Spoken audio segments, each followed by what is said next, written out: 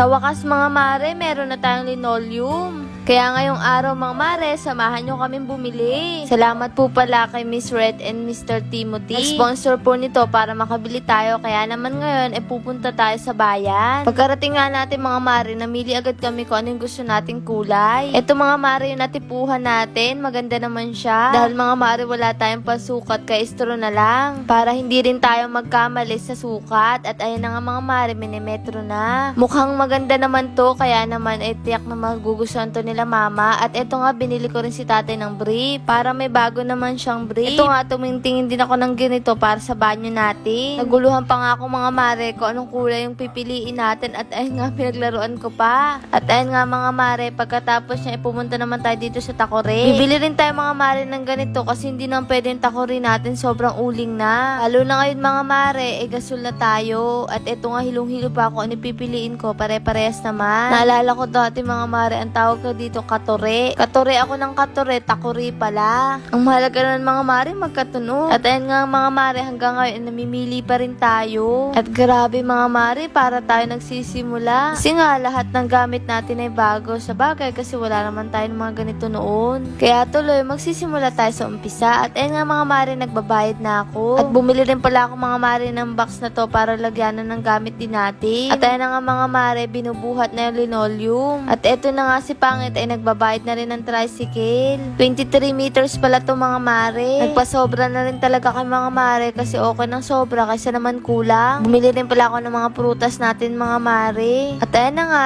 nagbayad na si Pangit. At eto, binuhat na natin yung linoleum. Ang dami rin po kasi namin nababasa na sana magkaroon na tayo ng linoleum. Kaya maraming pong salamat kay Miss Red at Mr. Timothy. Dahil sa inyo po ay meron tayong linoleum. Nakaka-excite nga mga mare kung anong magiging itsura ng ating bahay ngayon. Marami din kasi kami nababasa, maganda daw talaga may ganito kasi maganda sa mata. At halos kararating lang natin ito mga mare. At ito nga, may nagpadala din sa atin ng bag mula sa Nueva Ecija. Thank you po sa inyo. Ang gaganda po ng bag na binigay niya sa amin at tuwang-tuwa nga po kami. At iba't iba po yung design. Ang gaganda rin po talaga ng kalidad at ayun nga, nalaglag pa. Magagamit na po tayo pang alis-alis. Salamat po sa inyo at alam ko pong nanonood kayo. At itong ang ganda ng smile. Paalala na dapat lagi tayong masaya. Naman ang hirap ng pinagdadaanan, huwag natin kakalimutan na maging masaya kahit simpleng bagay. At ayun nga mga mare, minodel pa nga natin kasi tuwan-tuwa talaga ako. Happy heart, happy smile. Sabi nga sa bag. At ito nga tinignan ko kasi nga may zipper pa. Dahil nga tinignan ko yung zipper kung gumagana. Ang ganda pala sa loob mga mare kasi ang kapal ng tela at may zipper pa nga sa loob. At ito nga mga mare, dumating din tong organizer natin. Kaya naman inassemble na rin ni Pangit at may gulong pa nga.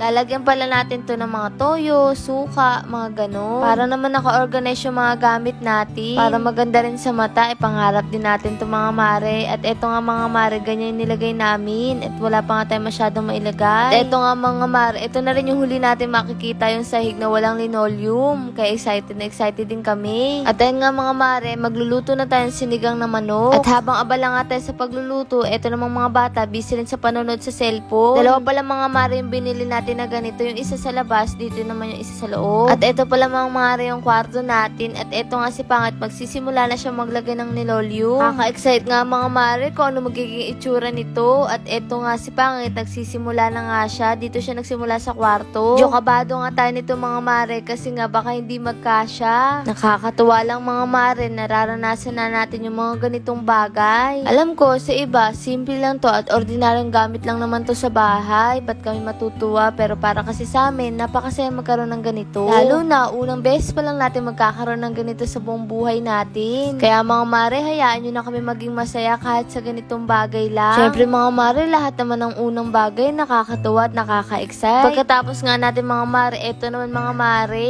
At ayun na nga mga mare, sinimulan din ni Pangit dito sa labas. Banda dito sa kusina para maganda rin. Pagkatapos nga mga mare dito naman sa may sala. Naku, maging kami ay na-excite talaga kung ano magiging itsura nito mga mare. Kasi nga maganda rin naman yung napili natin. Pwede na tayo hindi nakatsinelas kasi meron na ring sapin. At syempre, masarap dito mahiga, malamig. Mainit din kasi dito mga mare, kaya kailangan malamig yung sahig natin. Pwede na rin tayo dito mahiga. At ayun nga, for the lipat tayo ng lamesa kasi nga tapos na. Malinis na rin siyang tingnan, di katulad nung nakaraan. Tingnan nyo na may sahig. Dito naman tayo banda sa may kabila, sa may pinto. Nakakatawa lang, may mga tao na nagagalit kasi kasi nakikita nakaangat ka na. Tapos sasabihin nila na hindi sila naiinggit. Pero wala ka naman ginagawa, galit na galit. Sa totoo lang mga mare, hindi naman masamang mainggit. Yung mga mare, kung hindi kami nainggit noon, wala kami ngayon. Pero kasi kami mga mare, yung inggit namin, ginawa naming motivation. Kasi pangit yung inggit na naninira ka ng ibang tao kasi nakikita mo na nakakaangat sila. Kasi nga, masama yun. Na kung ano man yung nararating namin ngayon, deserve namin yun kasi pinaghirapan namin yun na hindi kami nang aapak ng ibang tao. Pwede naman tayo maging masaya sa kasiyahan ng iba habang hindi pa dumarating yung oras natin. Kasi bawat tao naman may tamang oras para makuha natin yung mga gusto natin sa buhay. Eto nga mga mare, medyo tapos na pero makalat pa rin. Pagpasensyahan nyo na po kasi nag-aayos pa rin tayo. Pero tingnan nyo nun mga mare, ang linis na tingnan. Hindi na rin tayo mahirapan magwalis saka magpunas ng basa. At tingnan nyo yung mga ngiti ni mama, hindi na rin siya masyadong malalamigan kapag nakaapak siya. Pero pagpasensyahan nyo ng mga mare, makalat pa kasi nag-aayos pa lang tayo. Pero ito na mga mare yung loob, ang ganda niya tingnan, napakalinis. Maraming salamat sa Diyos, lahat ng mga imahinasyon lang namin noon kahit papano natutupad na ngayon. Hindi talaga imposible basta maniniwala tayo kay Lord. At syempre, hindi tayo susuko sa hamon ng buhay. Dahil nga mga mare, manananghalian na rin tayo kaya kain tayo mga mare. Ito rin yung unang best natin kakain sa sahig na may linoleum. Hindi rin kasi tayo mga mare magkasya sa lamesa kasi nga pang-animal lang yun. Pero ngayon kasi marami tayo dahil dito nga yung mga pamangkin ko.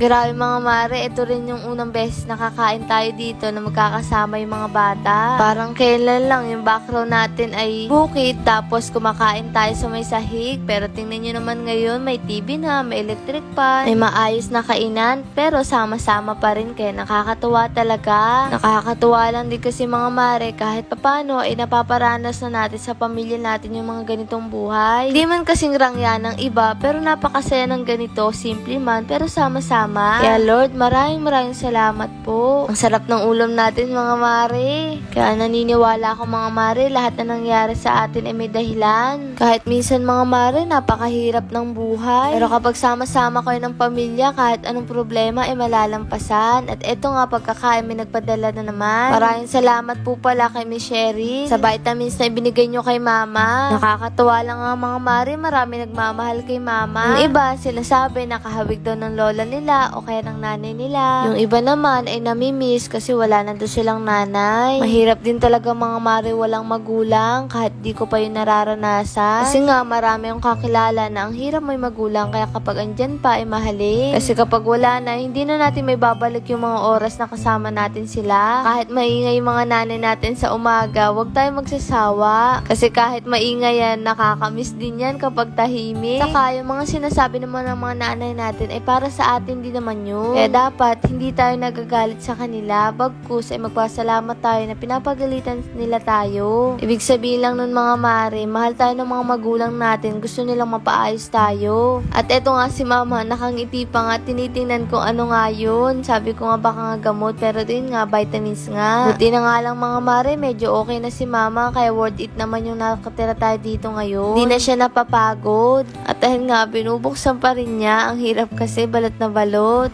Kaya ayan, todo gunting pa rin nga siya. Nakakatuwa lang din mga mare, may linoleum na tayo kahit nakasalampak tayo ay okay lang, hindi na tayo madudumihan. At eto nga mga mare yung vitamins. Maraming salamat po kay Miss Sherry. Ako, tataba na naman ito si mama. Okay lang yun, basta malasog siya. At ayan na nga mga mare, busy naman dito si Pangat mag-ayos ng mga karton. Naglaba din kami mga mare ngayon at eto nga yung mga sinampay namin kaya maraming sampay ngayon. At tingnan nyo naman mga mare, napakalinis tingnan. Ang ganda rin mga mare ng ginanda niya. Akala mo bago. Ang sarap matulog mga mare. Eto nga ang pamangkin ko ay nahiga pa at sayang-saya naman siya. Nakakatuwa lang ang mga mare. May TV na tayo, electric pan, linoleum, sopa. Unti-unti na natin natutupad yung mga pangarap natin. Hindi man ganun kabilis pero grabe naman yung ginawa sa atin ni Lord. At eto nga yung pamangkin ko ay nako, inano pa yung tunan. Pero okay lang naman kasi malinis naman. At eto nga sayang-saya si mama nakahiga sa sopa habang nanonood ng TV. TV. Nakakatuwa lang na nakikita ko si mamang ganyan, parang wala nang iniisip. Di tulad noon, kailangan niyang pag-budgetin yung napakaliit na pera, pero ngayon, tingnan niyo naman, nakakapag-relax na siya kahit papano. Hindi ko man mga mare maibigay yung the best, pero gusto kong ibigay sa kanya yung deserve niya. Kaya tingnan niyo naman, tiyak nagagaling na nito si mama. Maraming salamat sa Diyos at syempre sa inyong mga mare sa palagi yung suporta sa amin. Aba, doon yan na si mama, kaya mga mare bukas ulit.